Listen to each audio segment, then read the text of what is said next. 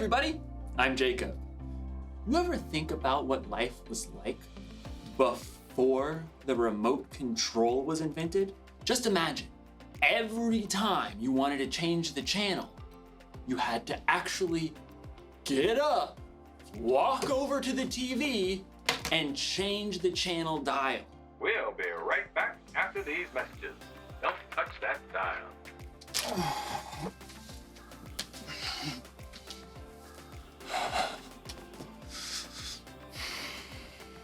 I should appreciate you more. But we're not here to talk about remote controls. We're here to talk about self-control. Self-control is choosing to do what you should even when you don't want to.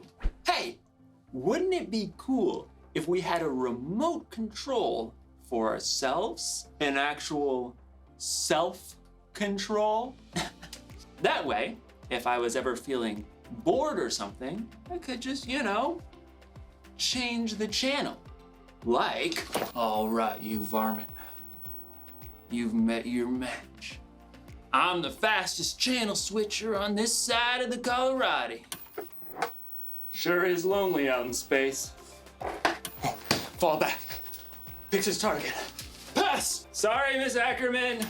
Dance party! I'm the Turquoise Avenger. I knight thee! Can't stop dancing! Can't stop dancing! Things are getting out of hand! Scalpel! Whoa! Finally, I had to take the batteries out. That was trouble. In today's story, we'll find out that when you lose control, trouble is exactly what you'll get. We'll be right back. Don't touch that dial.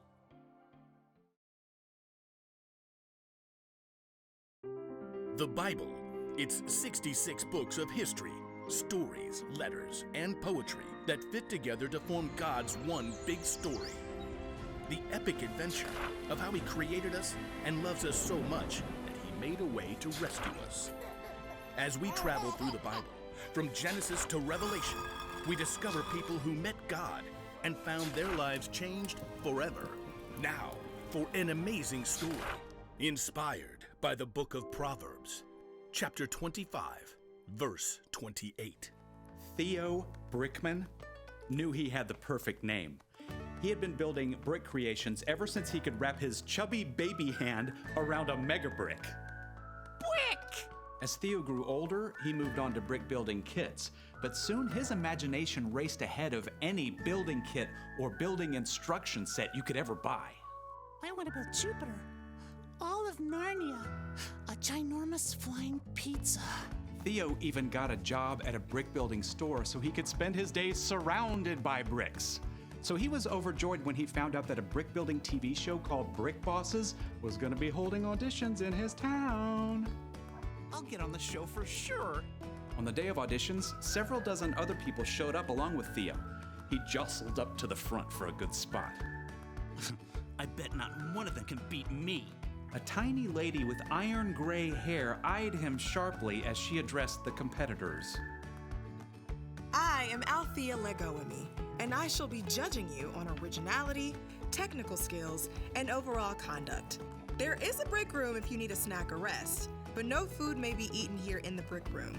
You have 4 hours to build anything you can imagine. Begin! Theo raced to the side of the room where racks and bins holding every kind of brick stood. Hey, you stepped on my foot. You snooze, you lose. Theo shoveled bricks into his bin. I'll build a castle, one with turrets and towers and a wonderful moat filled with shiny brick water. Theo got right to work. Soon, the walls of his fortress began to rise. He designed decorative windows and lofty balconies. Ooh, I should build a dragon to attack my castle. As Theo snapped red and gold bricks together to form his dragon, another competitor looked over. Is that supposed to be a horse? Can't you see I'm not done with it yet, you blockhead? As time ticked on, Theo realized he was hungry. so he decided to take a quick snack break. Just 1 minute. But in the break room, he discovered his favorite treat of all time. Dill pickle and pizza potato chips. Theo downed one whole bag. He desperately wanted another, but the clock was running down. I'll just sneak this back into the brick room with me. Theo finished his dragon between stuffing pizza chips in his mouth. He tried to hide the bag, but when he looked up, he noticed Althea spotting a trail of chip crumbs that he'd left behind. She probably doesn't know that was me. With just a half hour to go, Theo's castle and dragon were nearly complete. I need a wall around the moat. Yeah, with a really cool pattern. So, Theo began snapping together an elaborate wall. But the wall simply would not behave. Gotta treat this piece apart. Pry as he might, Theo could not separate two small plates. Frustrated, Theo hurled the locked pieces across the room. They narrowly missed the head of Althea Legoame, who was examining another competitor's project. She turned her head sharply to look in his direction. I don't think she saw it was me. As the final minutes ticked away, Theo fumbled to finish his wall. Time is up. Wheel your creations up to the judging stand. Theo glanced around as he wheeled his work table up to the front. Mine's the best! But as Theo slid his table into position, it bumped over a crack in the floor. A big section of his perfect wall tilted and then crashed down. No! It was too late. Time was up, so Theo was not allowed to repair the wall. No fair. Theo sulked all the way through judging. When the names of the winners were announced, Theo's was not among them. What a waste of time. Theo stormed up to Althea. So, it was my castle wall, right? If that hadn't fallen, I would have won? It wasn't the castle wall, actually. It was your wall. What? Part of your score was conduct. How you acted and followed the guidelines and treated others throughout the audition. But I built the best creation. You do an excellent job of building without instructions, but it's pretty hard to go through life without instructions. My favorite guide for life is the book of Proverbs. You mean in the Bible? Exactly. Proverbs 25:28 says, "A person without self-control is like a city whose walls are broken through." Oh. If your own wall was in good shape, I think you would have won today and caused a lot less trouble for yourself and the people around you. But that's not... What if I do? Work on my self-control wall, I mean. Then you should definitely audition again next season. I think you'll have an excellent chance. Thank you. I think. Theo was deeply disappointed not to be chosen for this show, but as he was waiting for the bus to take him home, he downloaded a Bible app and tapped his way to Proverbs. Yep, maybe it was time for some life-building instructions.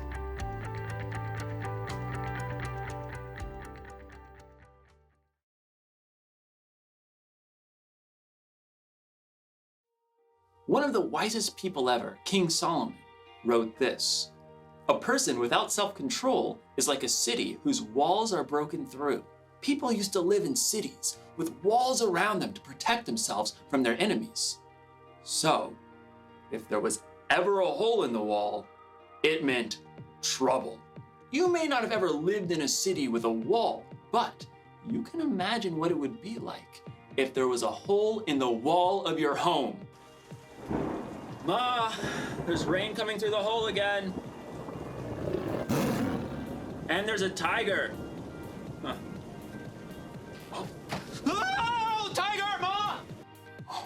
Walls are there to protect us from harm. When we lose control, it's like those walls are broken through. And that can mean trouble. When you're not controlling yourself. Can't stop dancing! You're not paying attention to the things or people around you. And that's when things get broken. And when you or other people get hurt. Oh, fall back. Picks his target. Pass! Sorry, Miss Ackerman. Oops. So, here's the one thing to remember today. When you lose control, it can cause trouble. But I'm gonna let you in on a little secret. If you really wanna control yourself, you're gonna need some help. Here's the good news. Self-control is a fruit of the Spirit. That means when you put your trust in Jesus and follow Him, the Holy Spirit will be there to help you keep control. Because control is something everyone needs. It's okay. It's fixed now. Oops. Well, I reckon it ain't then. Time to ride off into the sunset. Partner. Come on, Bessie, let's go! Yoo-hoo!